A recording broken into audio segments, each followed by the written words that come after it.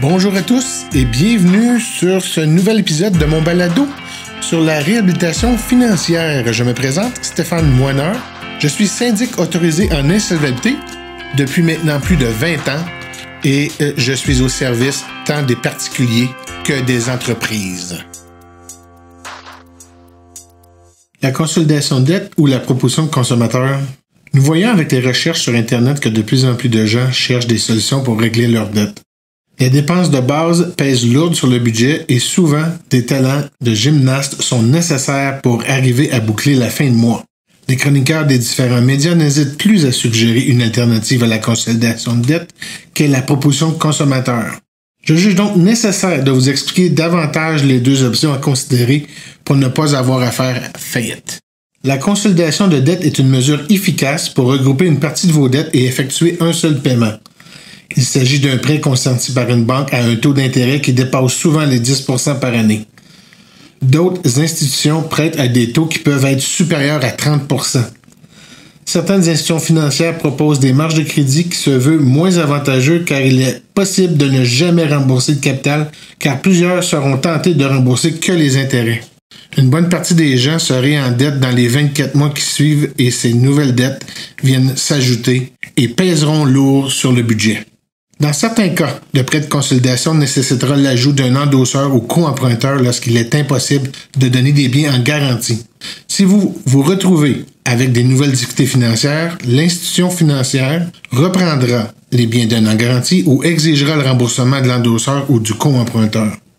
Il existe une autre solution qui ne nécessitera pas d'avoir à demander à une autre personne de vous aider ni mettre vos biens durement acquis à risque. La proposition de consommateur. La proposition de consommateur n'est pas un prêt, mais se veut plutôt une offre adressée à vos créanciers, formulée en fonction de votre budget, donc votre capacité de payer. En effet, je ferai un budget avec vous, prendrai en considération vos obligations familiales pour établir l'offre. Habituellement, une proposition de consommateur se règle entre 30 et 50% des dettes et ce, sans intérêt. Aucun endosseur ne sera requis. Cela ne regarde que vous et vos créanciers. La proposition peut être faite que vous ayez des actifs ou non.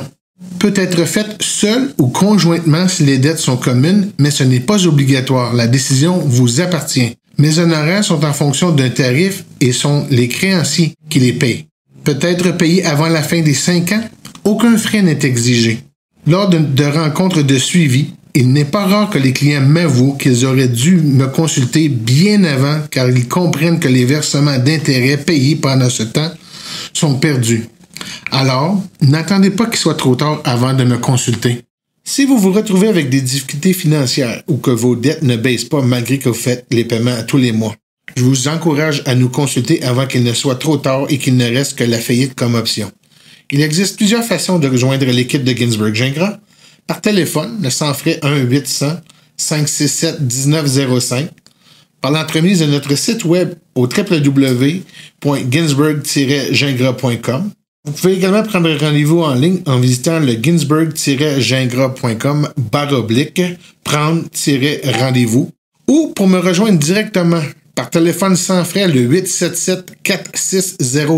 877-460-0920, par texto 450-990-1277. Par courriel svmoineur@ginsberg-gingras.com ou pour prendre un rendez-vous en ligne directement avec moi, calendly.com/réunion-20-minutes. Je vous remercie et soyez à l'écoute pour la prochaine diffusion d'un prochain balado.